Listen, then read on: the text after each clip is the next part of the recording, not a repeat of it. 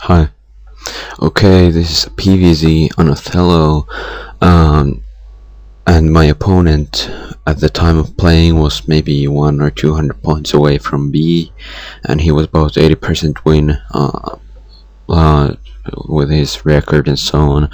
So I believe that he could be at least B plus level. So this should be a fine game, I guess, since my opponent is pretty good, and I noticed that, so that's why I decided to record these games, and I was finally able to make some new PvZ recordings. It's been a while since I did a new one. Notice how I place my pylon. I'm aware that my placement is arguable whether it's the best or not. Actually, I believe it. Noonie, I'm not sure. Noonie, I think, made a tutorial on how to make a proper like wall-in block with the when fast expanding on this map, and his were pretty much perfect. Mine is just something where I improvise a bit and I get a decent block at best, but my block didn't turn out too bad, and doing this block won't really make you that much behind. But certainly when it comes to link rushes and so on, my block isn't quite as good as it could be. Maybe against Hydras and so on later on it's even better than that, but when it comes to defending link rushes, you gotta be extra careful. That's just what you gotta take to account. And notice how I saw his overlord. That's my natural, so that's why I knew that I don't need to scout the lower left position. Another thing to note about this map is that there's a huge amount of easy gas. That is, some may think that it's a Zerg map because of that, but in general that might not really be the case, since a Protoss and Terran can do a huge deal of damage with those gases as well, and since it's not that easy to take like more than those first 3 gases as a Zerg, well, it's not hard either, but it's also easy as a Protoss and Terran, maybe even easier, so it balances out. And also notice how I noticed that he made a 12 hat build. When my probe came, he had just started his hatchery, and that means that he made a 12 hat and 11 pool or so, most likely, and that's why I knew that I don't need to cannon up at first. If I notice him doing 12 hat, I can make next first at around 14, and a gateway at 15, and a simulator, and only then I need to start making my cannons, and I'll still be like in plenty in time. Notice I brought this probe over here, since I can I really, to speak the truth, I can do pretty much a single thing for him with my scouting probe at this point.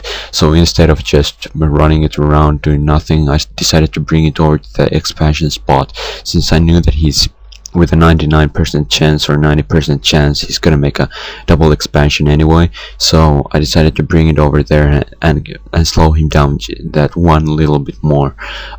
And early game scouting, as in PvZ, is all about tactics. Either you're lucky and you're able to keep your probe alive for a huge amount of time and you're able to know what's going on, and the other option is that you have a good tactics when it comes to scouting. Notice well, you're gonna improvise a lot, and you have a bigger advantage if you know exactly what he's doing. You don't need to make any extra tech. You have a lot more chances. For example, you can, at some points, you might be able to skip that Corsair if you want to go extra much zealot pressure and so on. Of course, making the Corsair won't really hurt you that much either, but as you can notice, it's all about tactics. Before my previous probe even died, I already sent another one, which means that I have a good chance of like getting it in, unless he made like place 2 links or something onto the entrance of that ramp, but that doesn't happen too often if you remember to send it in time. Depends, of course, of the situation, but yeah. I also started my +1 weapons pretty much as fast as I possibly could, since when I get those +1 weapons, it means that my zealots will kill his links with 2 hits, and if I started them early on, I'm able to complete my +1 weapons about the same time as when my speed finishes for my zealots, and that's when I can move out. After that, I also started cybernetics core, and there are a lot of options how to continue from this point. In fact, sometimes if you want to go like normal build, or kind of normal, depends of course what you consider normal, you start, and if you want to go Corsairs, you start your second assimilator about the same time you start your cybernetics core or so, since otherwise you won't have enough gas in time for Templar archives, Corsairs, zealot speed, and all that gas. One gas just doesn't cut it. But instead of doing fast tech, since I knew I didn't need it, with my scouting probe, this is exactly the advantage I was talking about. Since I saw with my scouting probe that he made 4 hatcheries and he had a quite slow tech, it means that I don't really need a fast tech either. It's enough if I just make maybe 1 Corsair just to be sure about his tech, harass a bit, take some overlords out, and get my zealot speed, and after that I can just add a few extra gateways that I wouldn't be able to without knowing completely what he was doing. And I'm pretty sure that since he made 4 hatcheries, he only has 1 gas, and he had a pretty slow layer, it means that most likely he's gonna go either Lurkerling or he's gonna go Hydras. Well, the Hydra option of course is there, but since his tech is slower, it means that I don't really need that quick Templar archives either. Instead, I can try and take him off guard with some 4 gateways, fast zealot pressure, and meanwhile I scouted with my Corsair. I found out that he's making double evolution chamber upgrades, also Spore Colony over there, since he had a slower Hydras, so he can stop my Corsair harass, and also making a lurker tech. So it means that I don't really cannon up, I don't need to cannon up my main, and I'm overall quite safe. His lurker tech will be only quite much out like after my zealot speed and everything else is ready, so that's fine. It works perfect.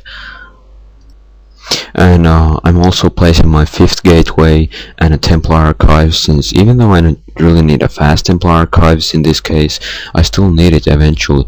And there's a lot of ways how to play StarCraft. This is just one way. I would have been fine even if I had done a faster tech, but instead I decided to take my chance and try to add this a little bit of zealot pressure early on. If he's careless, like and he doesn't have that +1 carry page when I come, which he does not, it means that my zealots can take pretty much any single number of units he has, and that means that I have a good chance of dealing a huge amount of damage. As you can notice, these things can't do a single thing against me. The sunken colonies are the only option for the Zerg, so that they can properly survive. Also notice how I'm using this like chance to make an expansion and so on. You gotta take your chance. Expanding is also about tactics. I'm disturbing him here. He's spending all his army to defend himself, so he's able to survive this, and meanwhile I'm just making a new expansion. I'm taking my chance, and he doesn't really have a way to stop me either. I'm just getting an expansion which he cannot stop, and that's a huge thing, especially for Protoss, since I'm able to get that second expansion, which means that he can no longer contain me, and he will have trouble outproducing me anymore for now, and so on. So this second expansion really does count a huge lot. Also, I'm finally able to have my High Templars out, which have a pretty good timing, I must say. I'm able to have them for defense for my new expansion, and yet they didn't disturb my zealot pressure attack or slow it down at all. Also, I'm already scouting his expansions with a new probe, as you may already notice. and a zealot down there, and that's really necessary. So I'm able to know how many expansions he has, so that I'm able to take it out early, for example with the Dark Templar or a few zealots, or I can just know how to to take my own expansion. Unlike what the most seem to think like, a Protoss is fine if he has one more expansion than Zerg or so, which really isn't the case. How you need to play. How you need to play is that you will try to out-expand your opponent, and many seem to forget about this. It's really important that a TOS takes a lot of expansions and tries to just out-expand his opponent, since if a TOS with a decent macro out-expands his opponents, you can pretty much just like run over him. You lose your army, but that's fine, since you can like create twice the size in just a few moments if you have more expansions, and that's really necessary in my opinion. Also notice how I'm making some observers and so on beforehand. I know that he has lurkers, and I know that he will come with lurkers eventually, maybe slower than usual since he made so many hydras first, but they're gonna be there, and that's why I also started my robotics facility, and I already have an observer coming. That was a bit careless of me.